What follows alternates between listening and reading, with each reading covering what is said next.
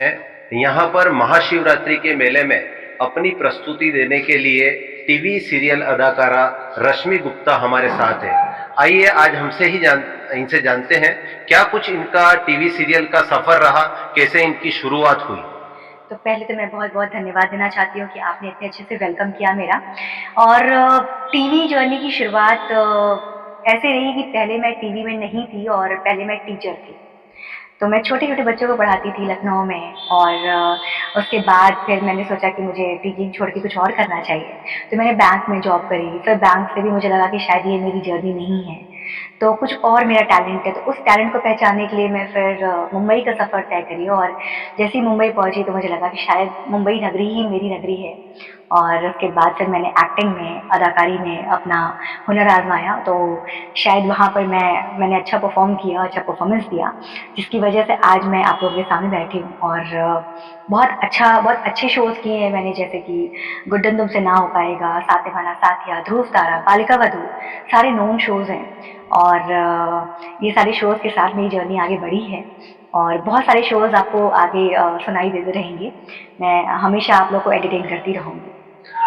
Film industry और TV industry, film industry की जहां तक हम बात करें तो जो लड़कियां होती हैं या लेडीज होती है वो अपने आप को कंफर्टेबल महसूस नहीं करती। क्या टीवी इंडस्ट्री में भी ऐसा कुछ है? फिल्म इंडस्ट्री में ऐसा किसने कहा कि लड़कियां मन सेफ फील नहीं करती? ऐसा कुछ नहीं है। हर इंसान को अपना दायरा पता होता है, हर इंसान को अपनी लिमिटेशन पता होती है। मुझे लगता है कि अगर मैं बहुत ज़्यादा ओपन वाला काम नहीं कर सकती हूँ तो मैं नहीं करती हूँ। जिनको लगता है कि वो कर सकती हैं तो वो टीवी में जाती हैं, सीरीज़ करती हैं। सीरीज़ की स्टोरी भी आजकल थोड़ी सी आप देखते हैं कि बहुत बोल्ड कॉन्सेप्ट होता है, तो जिनको कंफर्टेबल होता है वो करती हैं। बट मेरा दायरा टीवी तक है, तो मैं टीवी में कंफर्टेबल हूँ। और घर में बहू, सास और देवरानी, जेठानी, यही सब करके मुझे खुशी मिलती है। बट टीवी में मुझे लगता है कि ऐसी कोई गंदगी नहीं है, और ना ही कहीं गंदगी नहीं है, कहीं गंदगी नहीं है। बट आप अपने आप को प्रेजेंट कैसे करते हैं वो बहुत मैटर करता है, बहुत मैटर करता है। बेटियों के लिए आज समाज में इस तरह के, जो फिल्म इंडस्ट्री हो या टीवी इंडस्ट्री हो, इस तरह के काम करना, बंदिशें तो बहुत सारी रहती है। कुछ आपके परिवार में इस तरह की बंदिशें रही? तो मुझे मोटिवेट करने वाले मेरे घर वाले ही थे। और उनको लगता था कि शायद मेरा जो चेहरा है, जो मेरा काम है, जो मेरी एक्टिंग है, वो टीवी में निखरनी चाहिए। और मुझे सपोर्ट किया मेरी मम्मी ने, मेरे भाई ने।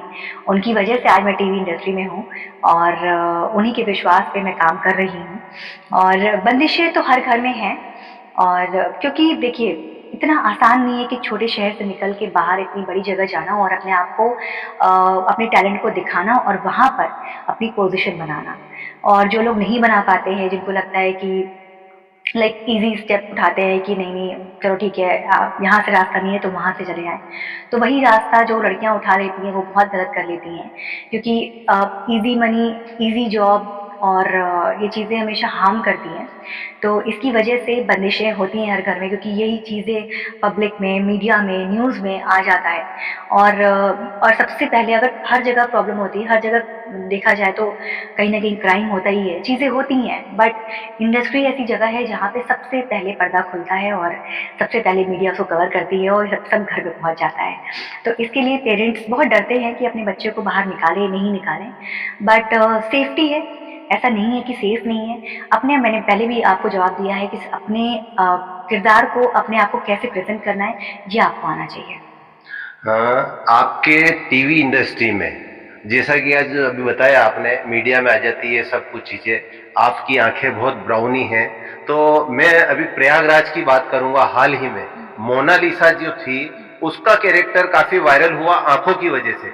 तो क्या सुंदरता और अभिनय इस इंडस्ट्री में क्या जरूरी है? तो मैं आपको मैं बहुत सच्चाई पे बिलीव करती हूँ। मैं बहुत बहुत मुझे लगता है मैं सच बोल देती हूँ, इसकी वजह से कहीं फंस भी जाती हूँ।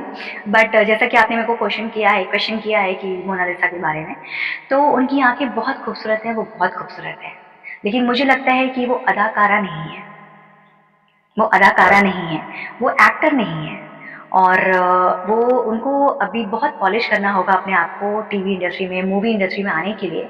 उनके ऊपर जो भी जहाँ पे वो काम करने जाएंगी पहले वो वर्कशॉप लेंगी, उसके बाद वो अपने एक्टिंग को, अपने स्किल को बाहर निकालेंगी। तो मैं ये बोलूँगी, उनकी सुंदरता है, उनकी आंखें बहुत कुछ बोलती हैं, बट अदाकारा, क्योंकि जैसा कि अभी मैंने भी कुछ कुछ वीडियोस देखे थे जहाँ पे मुझे लगा कि नहीं नहीं, एक्टिंग के लिए अभी थोड़ा पॉलिश होना ज़रूरी है।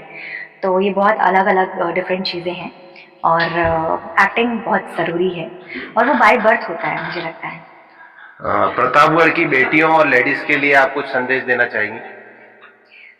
टाइम हो गया है। ये प्रतापगढ़ के महिलाओं और बेटियों के जी, लिए। तो आज मैं पहली बार यहाँ प्रतापगढ़ में आ रही हूँ, और मैं यहाँ पर लोगों से, जितनी भी लोगों से मिली हूँ या मिल रही हूँ, सब में बहुत प्यार है, स्नेह है, और मुझे लगता है लोग अपने आप को बहुत एक्सप्लोर करना चाहते हैं।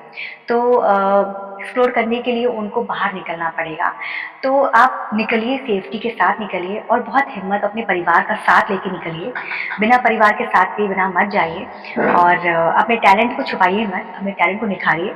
मुझे लगता है कि यहाँ पर भी बहुत सारी शूटिंग और ऑडिशंस होते ही होंगे, ऐसा नहीं है कि नहीं होते हैं। जरिया बना हुआ है, भोपाल है, इंदौर है, तो कनेक्टेड हर चीज़ है। तो जिनके अंदर टैलेंट है वो अपने टैलेंट को प्लीज़ निकालें और दर्शक को दिखाएं।